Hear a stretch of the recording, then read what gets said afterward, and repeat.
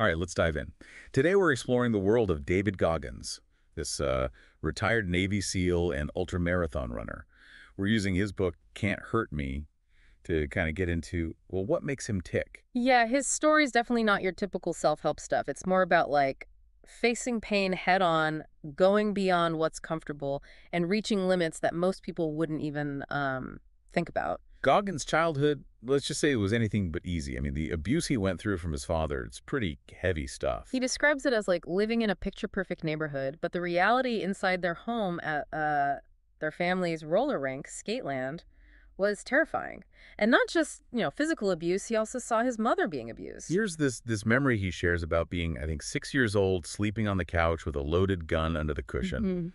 Yeah, that really shows you the kind of danger and uncertainty he lived with every day. Those kinds of experiences, they stick with you. They, I think, created this deep sense of insecurity and fear of failure that he carried for a long time. And even after he and his mother escaped that environment, those scars, they didn't just disappear. He struggled with learning, with confidence, feeling inadequate, even when he, did well in things like high school basketball. He actually refers to his education as a time of cheating and copying. You can see that gap between what he achieved on the outside and how he felt about himself on the inside. So there's this turning point in his story when he receives a truly awful report card. It's a real wake-up call for him. He's done with being a victim of circumstance. He's going to take charge. That's when the accountability mirror comes into play. That mirror, it becomes this really powerful symbol. It's all about being brutally honest with yourself and confronting your weaknesses head on. Instead of looking for approval from other people, he uses this mirror to look at his flaws, his imperfections, and turn them into, like, fuel for self-improvement. It forces you to really look inward, acknowledge your flaws, and take responsibility for changing, for becoming better. So Goggins enlists in the Air Force, but these inner struggles, they don't just vanish. He's battling weight gain, and those old insecurities start to resurface. But then he watches a documentary about Navy SEAL training. Something clicks. It's almost like this challenge to confront his deepest fears. He sees SEAL training as, like, the ultimate test of resilience. But there's a massive hurdle. He has to lose over 100 pounds in less than 3 months to even qualify. Can you imagine? It's incredible. He basically went into overdrive, this insanely disciplined training regimen, pushing himself to the limit, driven purely by willpower and this burning desire to succeed. I read that he even started running in those heavy Bates Lights boots, the ones SEAL candidates wear, to prepare himself mentally and physically for the trials ahead. Shows you the level of commitment, right? He was prepared to face any hardship to reach his goal. And he did it. Not only did he lose the weight, he aced the as-is-vab, overcoming those learning challenges through sheer force of will. It's a prime example of what he calls callousing the mind, pushing yourself past those comfort zones over and over until you build up this incredible mental fortitude. But then comes the ultimate test, Navy SEAL training, and specifically the notorious Hell Week. Oh, Hell Week. 5.5 days of intense physical and psychological stress, sleep deprivation, constant cold, relentless challenges. It's designed to break you. Very few people make it through. And Goggins went through it not once, but 3 times. 3 times? Why would anyone put themselves through that more than once? It just seems unimaginable. For Goggins, it wasn't just about becoming a SEAL. It was about proving to himself that he could overcome anything, no matter how brutal. It's like he takes this idea of the 40% rule, this concept that most people only use about 40% of their potential, and just throws it out the window. He really believes we all have so much more resilience and endurance than we think we do. But it's our self-doubt, that fear of being uncomfortable, that holds us back. And he embodied that during SEAL training. He pushed past his own expectations and, inspired those around him. There's this story about his tenacity with his boat crew leader during Hell Week. You mean Psycho Pete, the instructor who seemed to have it out for him? That's the one. No matter what Psycho Pete threw at him, verbal abuse, grueling tasks, Goggins wouldn't crack. He stayed right behind him, matching his pace. It's just pure determination, this primal drive that let him push through exhaustion and pain. He refused to give up, even when the odds were stacked against him.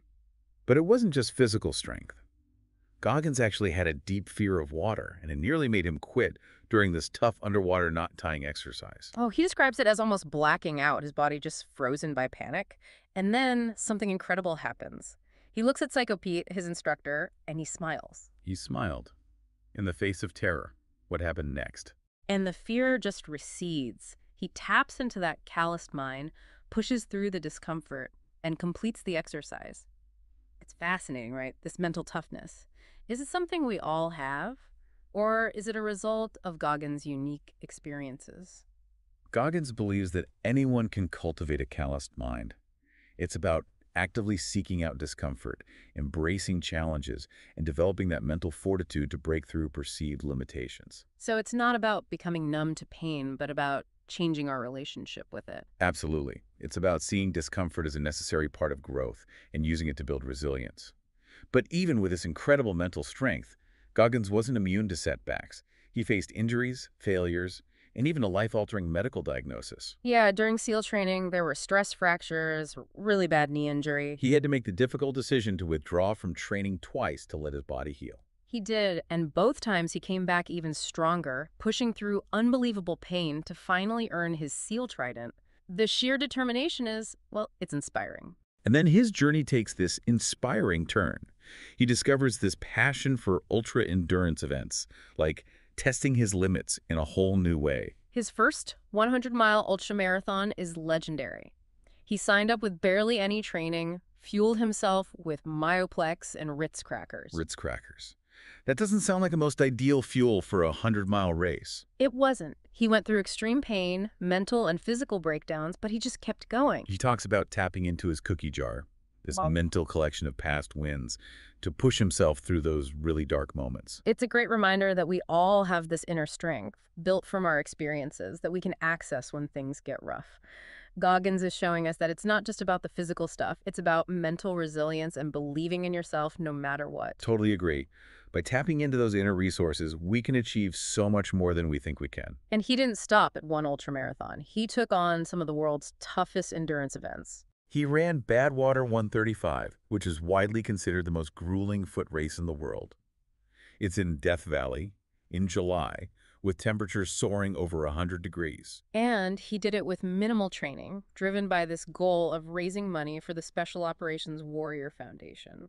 So it wasn't just about testing himself. He was using his endurance to serve a larger purpose. Exactly, and this dedication went beyond athletics. After his time as a SEAL, he became this sought-after motivational speaker, sharing his story with students, athletes, corporations. He was traveling around the country, running ultra-marathons in different cities, using these events to spread his message and encourage people to break free from their limitations. It was this really unique blend of his love for endurance and his commitment to service. He wasn't just talking the talk, he was walking the walk. Even with all this success, Goggins never stopped looking for new challenges. He always wanted to push himself further. Like that time, he set a Guinness World Record for pull-ups, over 4,000 in 17 hours. Incredible strength and stamina. He pushed himself to the point of collapse, showing this incredible commitment to exceeding his own boundaries. But it wasn't about chasing records. It was about exploring the depths of his potential. He even tried to join the Army's Delta Force, going through their notoriously difficult selection process. He did well in a lot of the challenges, but he had this major setback when he got lost during a land navigation exercise. It just goes to show that even someone as driven and accomplished as Goggins can experience failure. And what's remarkable is his approach to failure. It's not a defeat, it's a chance to learn and come back stronger. It's that growth mindset in action, always looking for ways to improve and learn from mistakes. Which brings us to a life-changing event for Goggins, a medical diagnosis that could have easily derailed everything. Tell me more about this. It must have been quite a hurdle for him. He found out, during a routine checkup no less, that he had a hole in his heart. Atrial septal defect, it's called. Something he'd been living with his whole life without knowing. Thinking about everything he achieved with this condition, it's mind-blowing. Right. It speaks volumes about his resilience. He defied medical expectations. But this diagnosis forced him to really confront his mortality, to make some tough choices about his future. I think it would have been understandable if he'd chosen to, scale back his aspirations. Of course, but Goggins wouldn't be Goggins if he didn't turn this setback into another opportunity for growth. He used his recovery time to explore new avenues of physical and mental development, started delving into the benefits of stretching and flexibility. So he went from being all about strength and power to recognizing the importance of balance, of overall well-being. It was a huge shift in his training and one that he credits with, extending his athletic career and improving his quality of life. It reminds us that even the toughest individuals can benefit from adapting and embracing new perspectives. His entire journey really showcases this incredible capacity for resilience and adaptation that we all have. It's about pushing beyond those self-imposed limitations. Totally. And it's interesting how he made this connection between his physical limitations and his emotional state. He realized that the tension he held in his body, it was actually hindering his performance, contributing to his pain. Right, and that was a crucial realization. It led him to explore new forms of movement and training. So he started incorporating serious stretching into his routine. He dedicated hours to it every day, pushing past his comfort zone, just like with his other training. And this had a ripple effect on other aspects of his life. Oh, definitely. Improvements in his sleep, his mood, just his overall sense of well-being. It really emphasizes the link between physical and mental health. That taking care of our bodies has a deep impact on our minds, and vice versa. Exactly. He even started practicing yoga and Pilates. Kind of a far cry from the image of a hardened Navy SEAL, isn't it? That's what's so inspiring about Goggins. He's willing to challenge those conventional ideas of toughness and embrace what works for him, regardless of what people might think. He's always evolving, looking for new ways to optimize his performance and enhance his well-being. It's a testament to his growth mindset and his commitment to self-improvement. Which brings us back to his pull-up record. Goggins set a Guinness World Record by completing over 4,000 pull-ups in 17 hours. An incredible feat of physical and mental endurance. And he didn't stop there. He later tried to break his own record, aiming for 6,000 pull-ups in 24 hours. That's an incredibly ambitious goal. It must have pushed him to his absolute limit. It did. He trained relentlessly, planned meticulously for every aspect of the attempt, but despite all the preparation, he encountered setbacks. What kind of setbacks? Well, he experienced severe pain and inflammation in his hands. His body was basically breaking down from the repetitive motion, but he refused to quit. He relied on his mental toughness, his cookie jar, to keep going, visualizing success and drawing strength from those previous victories. So it seems like his mental fortitude was as important as his physical strength in this challenge. Absolutely. Unfortunately, though, he fell short of his goal. He stopped at around 4,000 pull-ups, and he felt defeated, like he'd failed. It's human to feel that way after putting in so much effort. True. But in typical Goggins fashion, he used this as a learning experience. He scrutinized everything that went wrong, searching for ways to improve his approach, conducted a thorough after-action report, just like he would after a military mission. So he applied his military training to his athletic endeavors. Yeah. What did he discover through this process? He realized that he hadn't adequately prepared for potential hand injuries and that the environment he'd created for the attempt wasn't ideal. He was determined to learn from his mistakes and come back stronger. That's a valuable lesson for anyone, really. Failure can be an incredible teacher if we're open to learning from it. So what did he change for next time? Well, he modified his training, focusing on hand strength and injury prevention. He also took steps to create a more controlled and supportive environment for his next attempt. He wasn't content with just accepting defeat. He saw failure as a stepping stone to success. That's an inspiring way to view setbacks. It is. Speaking of exceeding expectations, let's talk about Goggins' experience with the Army's Delta Force. Okay, let's dive into that. What was it that drew him to the Delta Force after being a Navy SEAL? After his time with the SEALs, Goggins set his sights on Delta Force, which is considered one of the most elite special operations units in the world. He decided to go through their notoriously difficult selection process. I've heard stories about that selection process. It's supposed to be incredibly challenging, pushing candidates to their absolute breaking point. It is. It's a multi-week evaluation that tests your physical and mental limits to the extreme. So how did Goggins do during this selection process? He excelled in many of the challenges, showed incredible navigation skills, endurance. He really impressed the cadre with his grit and determination. But knowing his story, I'm guessing there's more to it than that. Did he run into any obstacles? He did. During a crucial land navigation exercise, he made a critical error and ended up getting lost. It cost him valuable time and ultimately led to his removal from the selection process. That must have been a crushing blow, especially for someone who had already accomplished so much. It was. It shook his confidence. He'd never experienced a failure of that magnitude in a military setting before. He started to question his abilities, whether he truly had what it took to succeed at that level. But true to form, he didn't wallow in self-pity. How did he handle this setback? He analyzed his mistakes, recognizing the importance of meticulous planning and attention to detail. He realized that even the most experienced and capable individuals can slip up when complacency sets in. That's a valuable lesson for us all, regardless of our field. Definitely.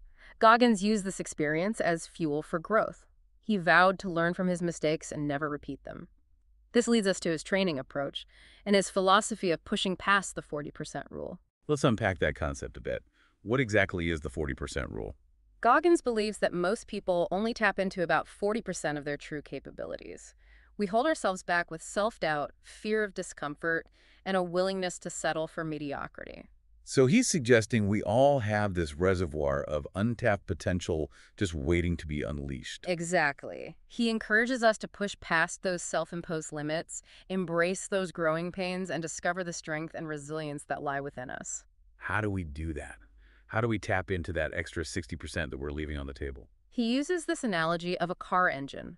A governor on an engine limits its speed, preventing it from achieving its full potential. Goggins argues that we all have mental and physical governors holding us back. He urges us to break free from those self-imposed limitations and access our full capacity. It's about shattering those perceived ceilings we've built for ourselves. Precisely. He also emphasizes the importance of callousing the mind. It's about developing the mental fortitude to withstand discomfort and push through adversity. So becoming mentally tougher, more resilient in the face of challenges. Exactly. He believes that by actively seeking out challenges, leaning into discomfort, and using pain as fuel, we build resilience and expand our capacity for endurance. It's almost counterintuitive, this idea of seeking out discomfort. It is. But he believes that by exposing ourselves to adversity, we grow and become more resilient. He even suggests scheduling suffering into our lives. Not in a masochistic way, I presume? No, but in a way that promotes personal development and growth. So incorporating challenges into our routines, whether it's pushing harder in the gym, tackling a difficult task at work, or simply stepping outside of our comfort zones. You got it. He believes that by constantly challenging ourselves, we develop that callous mind and build the mental toughness to overcome any obstacle. He also emphasizes the importance of self-awareness. Self-awareness is key, right? It's about understanding our strengths, our weaknesses, and being honest with ourselves about where we might be fooling ourselves. Absolutely. He encourages us to be brutally honest with ourselves, identify the areas where we're holding back, and confront those limitations head-on. It's about taking responsibility for our own growth and making those positive changes. He often talks about the accountability mirror as a tool for this kind of self-reflection. How can our listeners use this tool effectively? It's about looking in the mirror and honestly evaluating your thoughts, emotions, and behaviors. He encourages using the accountability mirror to call yourself out on your shortcomings, identify where you're not fulfilling your potential, and hold yourself accountable for making positive changes. It can be a powerful way to understand yourself better and accelerate your personal growth. It's a powerful exercise in self-reflection. Goggins also emphasizes the importance of visualization. Visualization is key. It's about creating a clear mental picture of your goals and using that image to fuel your efforts. He suggests picturing yourself succeeding, experiencing those feelings of victory. It can help you overcome self-doubt and stay motivated when things get tough. It's about harnessing the power of our minds to help us achieve our goals. Yes. Another concept he highlights is the cookie jar. It's a mental storehouse of past achievements that we can draw on when we feel depleted. Like drawing strength and inspiration from our previous victories. Right. He encourages us to savor those wins, both big and small, and use those memories to propel ourselves through adversity. It's a reminder of our resilience and what we're capable of accomplishing. Indeed. He advocates for replacing negative thoughts with positive self-talk and empowering beliefs. It's about changing that internal dialogue, shifting our mindset to unlock our potential. You nailed it. He also emphasizes taking action. It's about translating those goals into concrete steps and actually doing the work. It's not enough to just talk about our goals. We need to consistently take action, even when we don't feel like it. You're right. By building momentum through action, we create a cycle that leads to success. So it's a combination of mindset, preparation, and consistent effort. Yes, it's a holistic approach to personal development. Now, let's move on to Goggins' emphasis on stretching and flexibility. He actually had a major shift in his training philosophy when he discovered the benefits of stretching. He realized he'd overlooked this essential aspect of physical and mental well-being for far too long. What prompted this shift in his training approach? He came to the realization that his rigid focus on strength and endurance was actually hindering his performance and contributing to his pain. So he decided to dedicate time to developing a comprehensive stretching routine, spending hours each day working on his flexibility and mobility. It was a pretty radical departure from his previous training methods, but it sounds like it was a game changer for his physical and mental well-being. Absolutely. He noticed improvements in the sleep, mood, his overall sense of well-being. He even saw a significant decrease in pain and inflammation. He became a huge advocate for incorporating stretching into everyone's daily routines, even challenging those conventional notions of toughness. It's interesting how he went from this sole focus on strength and endurance to embracing the importance of balance and holistic well-being. It speaks to his willingness to adapt and evolve, constantly searching for ways to optimize his performance and really enhance his quality of life. He believes that true strength comes from a balance of physical and mental well-being. He even started sharing his stretching routine on social media, inspiring tons of people to prioritize flexibility. He encouraged others to break free from both physical and mental limitations. It sounds like he sees stretching as more than just physical flexibility. It's also about mental flexibility, isn't it? That's a great observation. He sees it as developing a willingness to adapt, embrace discomfort, and push past those perceived limitations. He views stretching as a metaphor for life, really. I like that analogy. Can you elaborate on that a bit? Just as we stretch our bodies to maintain mobility and prevent injuries, we need to stretch our minds to grow and evolve. By embracing discomfort and pushing past our comfort zones, we expand our capacity for resilience and unlock our potential. It's about constantly challenging ourselves to become more adaptable and resilient in all aspects of our lives. Exactly. He encourages us to approach stretching with the same intensity and determination as we would any other form of training. He believes that by dedicating ourselves to flexibility, we can achieve new levels of physical and mental performance. It's fascinating how he's woven this seemingly simple practice into his whole philosophy of personal development. It really highlights that interconnectedness of physical and mental well-being. Let's shift gears a bit and talk about his experiences as a motivational speaker and his approach to recruitment.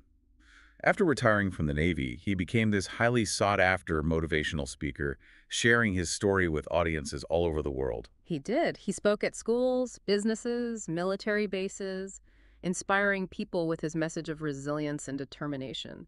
He also used his platform to recruit for the Navy SEALs, taking this unconventional approach that combined his passion for ultra-endurance events with his desire to serve his country. How did he manage to combine those two passions? He traveled across the country running ultramarathons in different cities. He used those events to draw attention to his message and inspire people to push past their limits. It was a unique and apparently effective method of recruitment. He wasn't just telling people about the SEALs. He was showing them what was possible through his own actions. Absolutely. He connected with people on a personal level, demonstrating the power of his philosophy through his own experiences. He inspired a lot of people to consider a military career, especially with the SEALs. He challenged them to embrace discomfort, push their limits, and strive for greatness. He really embodied the values of the SEALs, didn't he? Showcasing the importance of teamwork, discipline, mental toughness. He did. He became a role model for aspiring SEAL candidates, proving what could be achieved with dedication and hard work. He helped to change the perception of the SEALs, showing the human side of these elite warriors. He emphasized character, integrity, and service. He did. And he inspired a new generation of SEALs driven by this desire to make a difference. He also had some valuable insights on analyzing failures and conducting thorough after-action reports. Let's delve into that a bit. It seems like he views failure not as an endpoint, but as a valuable learning opportunity. You got it. He advocates for analyzing our missteps, identifying those root causes, and devising strategies to avoid repeating them. He uses this military concept of the after-action report, or AAR, as a framework for this process. Can you explain what an AAR is and how it can be applied to everyday life? An AAR is basically a structured review of a mission or operation designed to identify lessons learned and improve future performance. Goggins encourages us to apply this same approach to our personal and professional endeavors. By conducting AARs after any significant event, we can accelerate our learning and growth. So it's about taking a systematic approach to analyzing our experiences, both successes and failures, so we can learn and improve. Precisely. He stresses being totally honest with ourselves, acknowledging our mistakes, identifying weaknesses, and taking ownership of those failures. It's about avoiding excuses or blaming external factors. By taking full responsibility for our actions, we empower ourselves to make positive changes. It's about owning our mistakes and using them as fuel for growth. You got it. He also stresses the importance of identifying actionable takeaways from these AARs. It's not about dwelling on what went wrong, but about developing strategies to improve future performance. It's about focusing on what we can control: our preparation, our effort, our mindset. It's a proactive approach to learning from our experiences. Mm. How does he suggest documenting and sharing these AARs? He recommends writing down your observations, insights, and plans of action. This creates a written record that you can revisit and track your progress. He also encourages sharing AARs with others to get feedback and insights from, trusted mentors and peers. By engaging in open dialogue about our failures, we can learn from each other's experiences and grow more quickly. It's about creating a culture of continuous improvement, both individually and collectively. Exactly. Now let's discuss Goggins' philosophy of embracing discomfort and using it to fuel personal growth. He believes that comfort is the enemy of progress. By staying within our comfort zones, we stagnate and never reach our full potential. It's a thought-provoking concept. Yeah. We often seek comfort and avoid discomfort, but he's suggesting that embracing discomfort is actually the key to unlocking our potential. You're right. He advocates for intentionally seeking out challenges, embracing the suck, and using pain as a catalyst for growth. It's almost like he's saying we should befriend discomfort, view it as an ally in our journey of self-improvement. Precisely. He compares it to callousing our minds. Just as our hands develop calluses to protect them from repeated friction, our minds develop calluses to protect us from life's challenges. So the more we expose ourselves to discomfort, the more resilient we become. Exactly. By exposing ourselves to challenges and overcoming adversity, we strengthen our resilience, making us better equipped to handle future obstacles. He also emphasizes the importance of a support system. Having a network of people we can rely on for encouragement, guidance, and support during tough times is crucial. He encourages us to nurture strong relationships with family, friends, mentors, and others who can provide us with a sense of community and belonging. By surrounding ourselves with supportive individuals, we enhance our resilience and our ability to overcome adversity. It's a reminder that we don't have to go through challenges alone. We can draw strength and support from those around us. He also stresses the importance of self-care, taking care of our physical, mental, and emotional well-being. Self-care is often overlooked, but it's essential for maintaining our resilience and navigating challenges effectively. He encourages us to engage in activities that nourish our minds, bodies, and spirits. By prioritizing self-care, we can prevent burnout, manage stress more effectively, and increase our overall resilience. It's about taking care of ourselves so we can show up fully for ourselves and for others. He also talks about maintaining a positive outlook, choosing to focus on the good even in the midst of challenges. It's about shifting our perspective and finding those silver linings, even in difficult situations. He encourages practicing gratitude, appreciating what we have, and cultivating optimism. By maintaining a positive outlook, we increase our resilience, elevate our mood, and enhance our overall well-being. It's about choosing to focus on the positive aspects of our lives and cultivating a sense of hope and possibility. He encourages us to reframe our perspective on challenges. Instead of viewing them as setbacks, we should see them as opportunities for learning and growth. By adopting a growth mindset, we can transform adversity into fuel for self-improvement. It's about viewing challenges as stepping stones on our path to growth and development. He emphasizes the importance of learning from our mistakes. Mistakes are inevitable, but they hold valuable lessons if we're willing to learn from them. Absolutely. He encourages us to analyze our failures, identify those root causes, and develop strategies to prevent those mistakes from happening again. By embracing failure as a learning experience, we increase our resilience and become more successful in the long run. It's about viewing failure not as a defeat, but as a feedback mechanism that can guide us towards improvement. Goggins' story is full of these really intense physical challenges, incredible feats of endurance. But I'm curious about his perspective on something that might seem kind of contradictory to all that toughness: self-compassion. It is interesting. He definitely doesn't shy away from talking about self-reflection, understanding our emotional landscape, all that stuff. He talks about confronting our inner bitch, which is, that voice of self-doubt and negativity we all have to deal with. So how does he reconcile that with this whole philosophy of pushing through pain and discomfort? Right, it seems like those two things would clash. Well, he emphasizes that it's important to acknowledge those negative thoughts without letting them, um, take control. It's about recognizing they're there, but refusing to let them dictate your actions. So not ignoring or suppressing negative emotions, but learning to have a healthy relationship with them. Exactly. It's about having the self-awareness to see those thoughts for what they are and the mental strength to choose a different path. He also talks a lot about forgiveness, both of ourselves and of others. He believes that holding on to anger and resentment, it just eats away at you. It's about letting go of those negative emotions and making the conscious choice to move forward. It's a pretty powerful concept, especially considering what he went through as a kid, all that trauma. It shows the transformative power of forgiveness, right? He chose to forgive his father, not to excuse his actions, but to free himself from the burden of anger.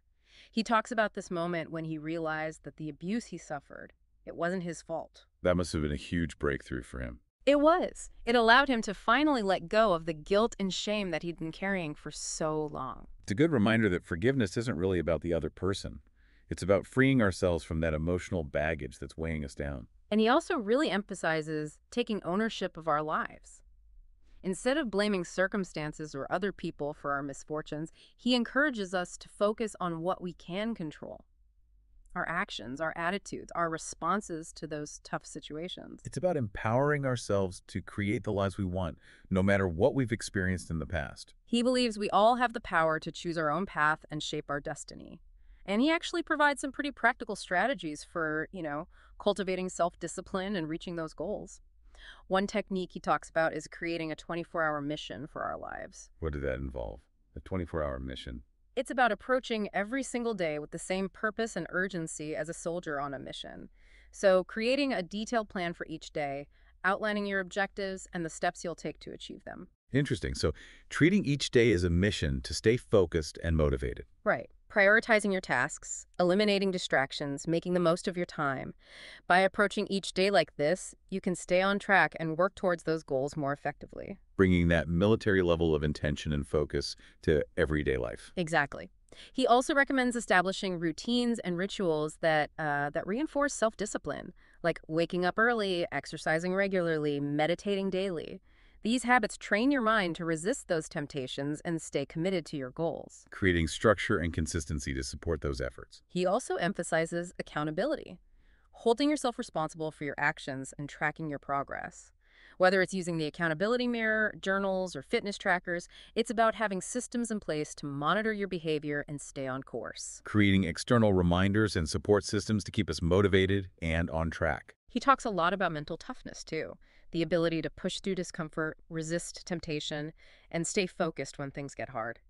We can develop that mental toughness through visualization, positive self-talk, and, putting ourselves in challenging situations. So building up that resilience, that inner strength to handle whatever life throws at us. Exactly. Now, let's switch gears a little bit and talk about Goggins' perspective on talent versus hard work. He's a firm believer that talent is often overrated. That's interesting. It's easy to fall into the trap of thinking that some people are just born with natural ability while others aren't. Sure, he acknowledges that some individuals might have, natural inclinations towards certain skills, but he stresses that true success, it comes down to hard work, dedication, and sticking with it no matter what. So it's not about inherent ability, but the amount of effort and dedication we put forth. Precisely. And he also emphasizes embracing the journey of development. Success isn't instant, it's the result of consistent effort over time. It's about focusing on our own progress, not comparing ourselves to others.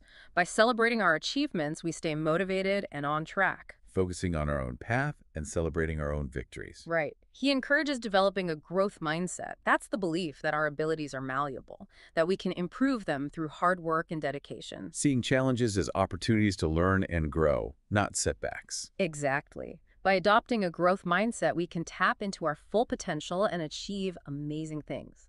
He also recommends seeking out mentors, learning from people who've achieved success in our chosen fields, surrounding ourselves with positive influences, and getting guidance from those who've been there, done that, can really accelerate our growth. Leveraging the wisdom and experience of those who've come before us. He urges us to become lifelong learners, always seeking new knowledge and skills. By staying curious and committed to our own development, we can stay ahead of the curve and achieve lasting success. He also talks a lot about cultivating grit. Grit, that passion and persistence to pursue those long-term goals, even when we face setbacks. He sees grit as a major predictor of success. He encourages us to cultivate it by setting ambitious goals, embracing those challenges, and developing a relentless work ethic. By developing grit, we can overcome any obstacle and achieve our aspirations. Now let's talk about his thoughts on overcoming fear and embracing the unknown. He views fear as a fundamental human emotion, something we all experience, but it shouldn't control our lives or prevent us from moving forward. Fear can be incredibly paralyzing if we let it. He advocates for confronting our fears head on, exposing ourselves to those things that frighten us and building up the courage to step outside those comfort zones. Taking action despite our fears, proving to ourselves that we're stronger than we think. Exactly. By facing our fears, we diminish their power over us. He even suggests viewing fear as a sign that we're on the right track, that we're pushing our boundaries and venturing outside of the familiar. So fear can be an indicator that we're growing and challenging ourselves. Precisely. And he encourages us to embrace the unknown, open ourselves up to new experiences and opportunities for personal growth. Stepping into the unfamiliar with a sense of curiosity and adventure. He urges us to embrace risks, step outside those comfort zones, and, welcome those challenges that life throws our way. Viewing life as a journey of exploration and discovery. You nailed it. He advocates for developing a sense of adventure, a willingness to explore new territories, both physically and mentally. Retaining that childlike sense of wonder and excitement for the unknown. Exactly. He encourages us to be curious, seek out new experiences, and embrace the challenges that come with venturing outside our comfort zones. By doing so, we can lead richer, more fulfilling lives. He promotes viewing life as a journey, not a destination. Embracing the highs and lows, the challenges and triumphs, and learning and growing from each experience. By adopting that perspective, we can conquer fear, embrace the unknown, and live more meaningful, fulfilling lives. Now let's discuss his insights on setting ambitious goals and pursuing our dreams.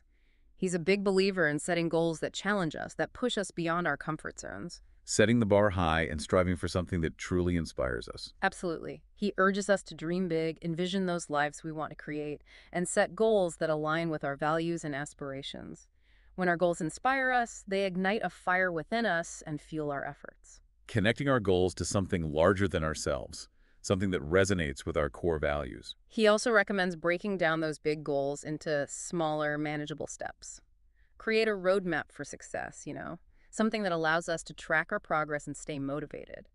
He stresses the importance of consistent action, not just talking about our goals, but diligently putting in the work to make them a reality. Translating aspirations into concrete steps and then taking action consistently. Exactly, and developing that tenacious work ethic, that persistence to keep going, never giving up on our dreams. By taking consistent action, we build momentum and create this positive feedback loop that helps us achieve success. Turning dreams into reality through focused effort and unwavering dedication. He also emphasizes the importance of surrounding ourselves with positive influences, people who support our aspirations, inspire us, and hold us accountable. Building that network of support, being around people who uplift and empower us. Yes.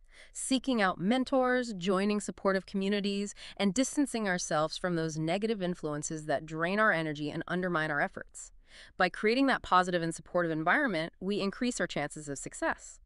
He also stresses the importance of believing in ourselves, having faith in our abilities, trusting that we can achieve our goals. Self-belief is so crucial.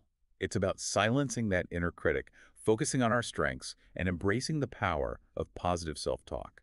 Absolutely. By developing that strong sense of self-belief, we can overcome self-doubt and achieve incredible things. He also talks about perseverance, that determination to keep going even when we face setbacks. Perseverance.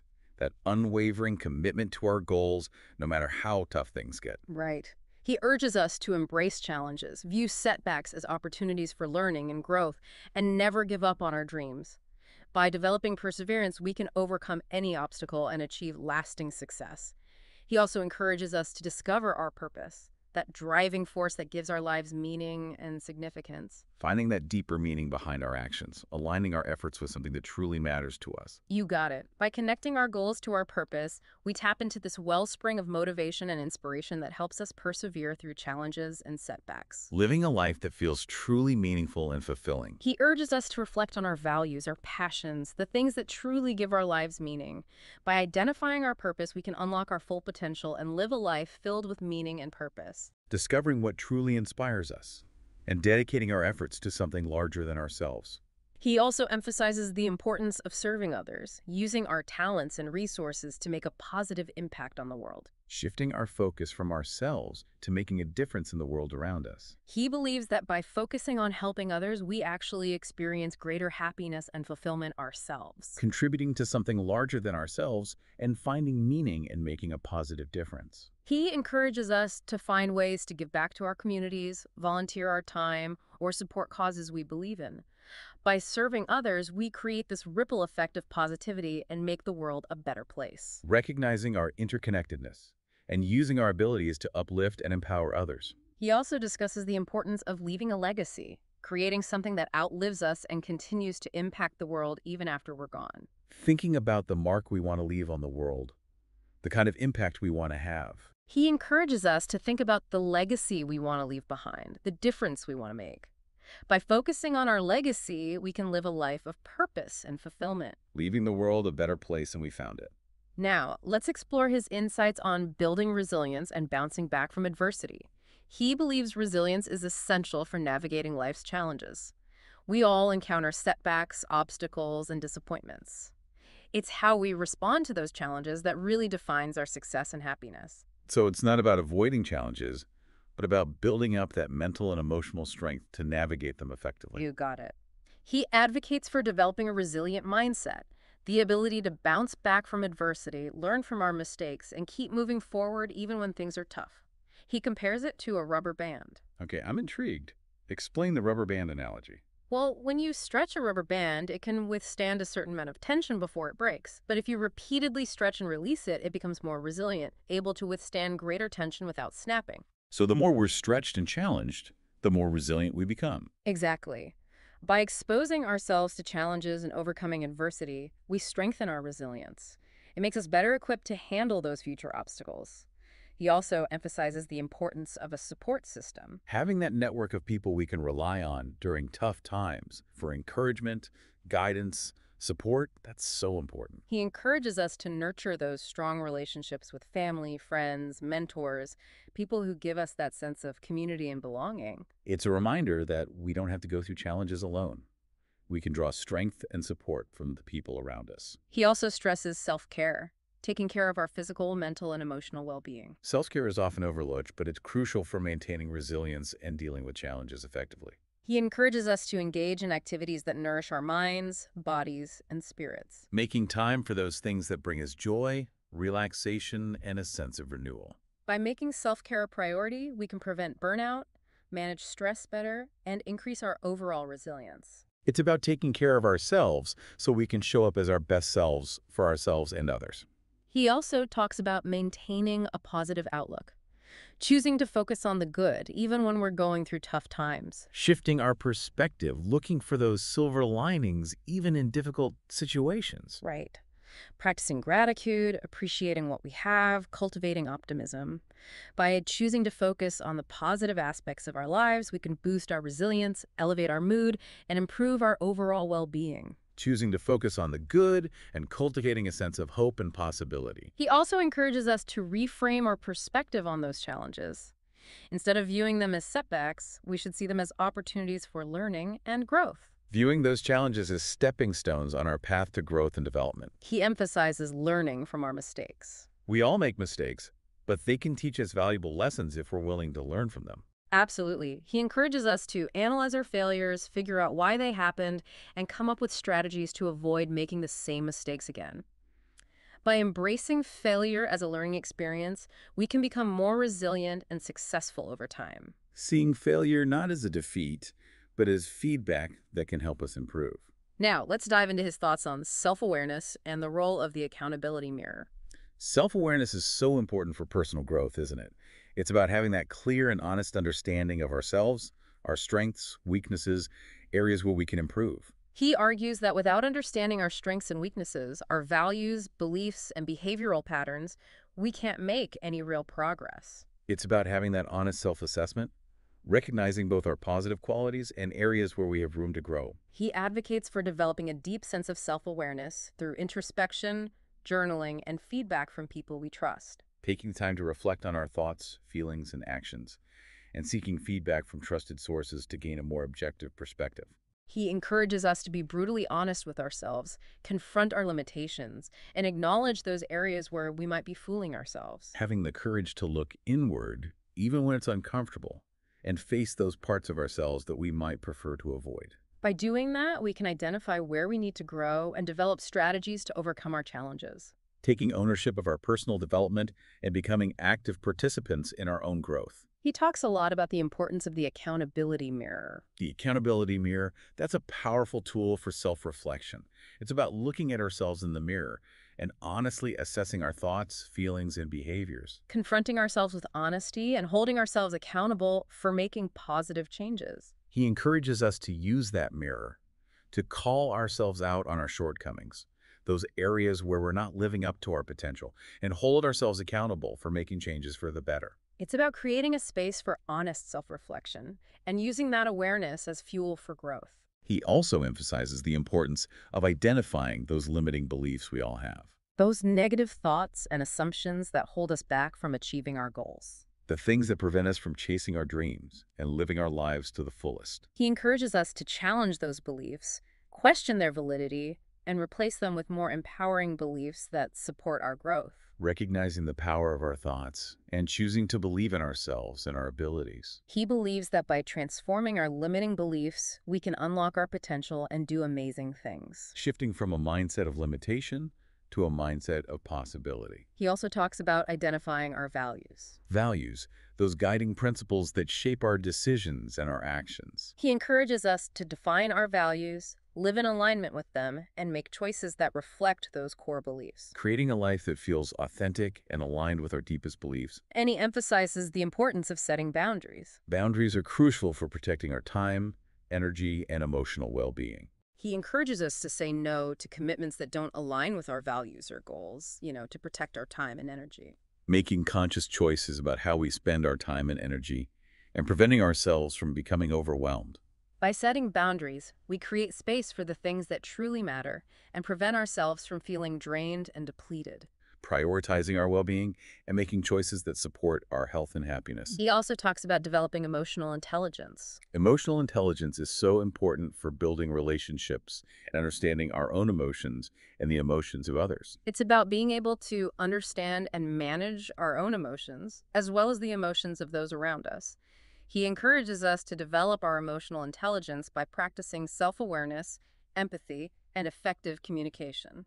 Developing a deeper understanding of ourselves and others, approaching our interactions with empathy and compassion. By improving our emotional intelligence, we can build stronger relationships, navigate challenging situations more effectively, and, achieve greater success in all areas of our lives. It's about developing those skills to manage our emotions and build healthy connections with the people around us. It sounds like emotional intelligence is a key part of personal growth and, forming meaningful connections with others. He definitely sees it as crucial. He also talks about self-care, taking care of ourselves physically, mentally, and emotionally. Self-care often takes a back seat, but it's so important for our overall well-being, for being resilient. He suggests finding activities that, nourish us, mind, body, and spirit. Finding things that bring us joy, help us relax, give us that sense of renewal. By making self-care a priority, we can avoid burnout, manage stress better, and improve our well-being overall.